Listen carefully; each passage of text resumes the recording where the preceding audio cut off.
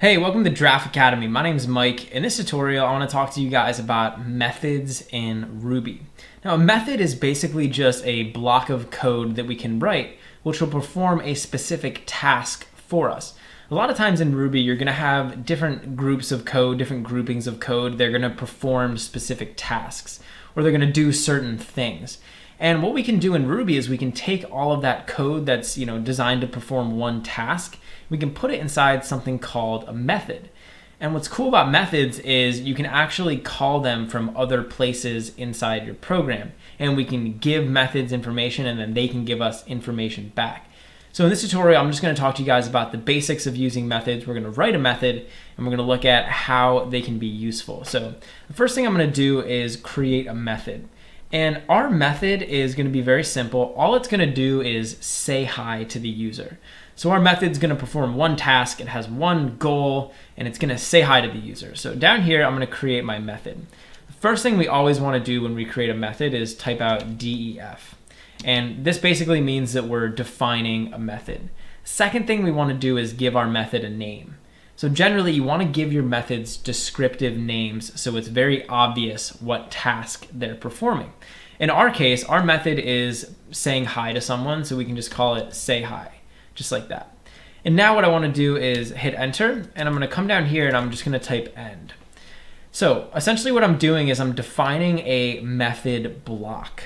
And anything that's in between def and end is going to be inside of our method. A lot of times people will indent here just to show that the code is like inside the method. So in here, again, we have one goal. We want to say hi. So I'm just going to type puts and I'll just say hello user. Cool. So now I'm going to run my program and we'll see if this method works. So I'm just going to run the program. But you'll notice over here when I run the program, nothing's showing up. And that's because when we define a method, the code inside of the method is only going to get executed when we call it. So in other words, if we want to execute the code inside this method, we have to call the method. That basically just means we have to say like, hey method, go do your stuff, go perform your task. So I can come down here and the way I call this method is just by typing out its name. So I can type out say hi, and now Ruby is going to execute this method up here. So you can see over here we have hello user. So everything's working. And I just want to show you guys one thing. So if I typed out like top up here and then typed out bottom over here, I want to show you guys the flow of these methods inside of our program. So now when I run this program, you'll see we're printing out top, hello user, and then bottom. Essentially what's happening is Ruby is looking at this line of code, it's executing it, then it sees say hi. So it knows, okay, the user wants me to execute the say hi method. So Ruby's going to jump up. It's going to execute all of the code inside of this say hi method. And then once it's done executing all of that code, it's going to jump down, back down here, and it's going to print out bottom. And I just want to point out, you could put as many lines of code inside of one of these methods as you want. Obviously, this is like a simple method, so we're just keeping it simple. But that's the basic execution flow of functions or methods. And actually this brings me to a good point. A lot of times these are called methods, but you'll also hear people calling these functions. Essentially in the case of Ruby, these words are basically interchangeable. Basically means the same thing, but for the most part in Ruby we're referring to them as methods. All right, so let me show you guys some more cool stuff we can do. One thing we can do is we can actually give these methods some information. So I can actually take this say hi method and I could actually allow the user to tell it who to say hi to. And the way that I'm going to do that is after I type the name of the method say hi, I'm going to make an open and close parentheses. And over here, I just want to specify what's called a parameter. And a parameter is basically a value that whoever is calling this method is going to give to it. So this method can actually accept inputs. It can accept parameters as input. So over here, I can just type out the name of the parameter I want to accept. So in our case, we'll just call this name because it's going to be the name of who we want to say hi to.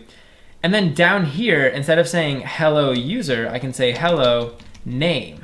And you'll see in a second, this is going to use whatever variable or whatever piece of information gets passed into this method. So down here, if I want to give this a name, I can make an open and close parentheses. And in here, I could type a name. So I could say Mike. So now when we run our program, it's going to say hello Mike. essentially what's happening is the say hi method is specifying that you can give it a name. And down here, when I call the method, I can give it that piece of information. You can also give these things multiple pieces of information. So I could also specify age. And then down here, we can incorporate that into our print statement. So I could say, hello, name, you are, and now we'll print out their age. So I can just say age. And essentially, this will take in 2 parameters, and it'll print them both out over there. So down here, I can just specify the first parameter, Mike, and then I can specify the age. So we could say 73 or something. And now it's going to say, hello, Mike, you are 73. And actually, you'll see we're getting an error over here. And this is actually a good little catch. So age, I'm actually passing in an integer. And whenever we want to print out an integer inside of a print statement like this with strings, we always have to say age.to_s. So that's why we were getting that error. And that's something that you always want to watch out for in Ruby. So now when we run our program, it says, hello, Mike, you are 73. So that's pretty cool. We can pass this 2 pieces of information. But let's say that I didn't want to pass this an age, right? Maybe I didn't know how old Mike was, so I didn't want to give it an age. Well, now when we run our program, you'll see that we're getting an error, right? So because I didn't include an age when I called this, it's throwing an error. One way we can mitigate this in Ruby is we can actually give these variables default values. We can give these parameters default values. So I can come over here and say name is equal to no name, and we can just say age is equal to -1. And essentially what's going to happen now is if I don't include an age in here, it's just going to print out the default. So it says, hello, Mike, you are -1, right? If I wasn't including the name in here, it's just going to use both of those default values. So you'll see I'm not passing any parameters. And now it basically just says, hello, no name, you are -1. So sometimes specifying default values can be a good way to control these methods. And really it depends. So in some methods, you're going to want whoever's calling them to give you certain pieces of information. But if those pieces of information are optional, you can just give them default values like that. So that's the basics of working with methods. And there's actually one more thing we can talk about. And I'm going to talk about it in the next video.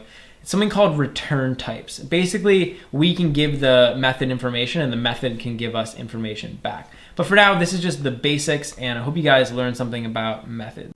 Hey, thanks for watching. If you enjoyed the video, please leave a like and subscribe to Draft Academy to be the first to know when we release new content.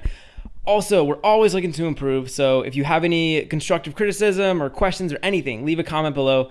Finally, if you're enjoying Draft Academy and you want to help us grow, head over to draftacademy.com/contribute and invest in our future.